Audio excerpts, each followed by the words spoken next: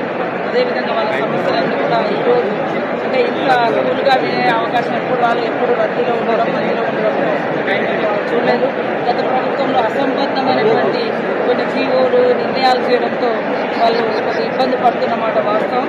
అదేవిధంగా అవన్నింటినీ కూడా తొందరలోనే 20 తారీఖులోపు రివ్యూ చేసి మా అధికారులతో వీళ్ళకు పంచాయతీ సెక్రటరీస్ అందరికీ కూడా మరి కార్యదర్శులందరికీ ఒక మీటింగ్ ఏర్పాటు చేసి అందులో తక్షణమే పరిష్కారం అయ్యేటన్నీ కూడా మేము నిర్ణయం తీసుకొని వాళ్ళకు కొంచెం రిలీఫ్ అయ్యేటట్టు చేస్తాం. అదేవిధంగా ఇప్పటికే వాళ్ళు కోరిరు, గతంలో లీవ్ ఉండేది కాదు, ఈరోజు కనీసం సండే అనేది చూస్తున్నారు, కొంచెం 1 తారీఖు అయితే జీతాలు వస్తున్నాయి, ఇట్లాంటి కొంత రిలీఫ్ ఉంది.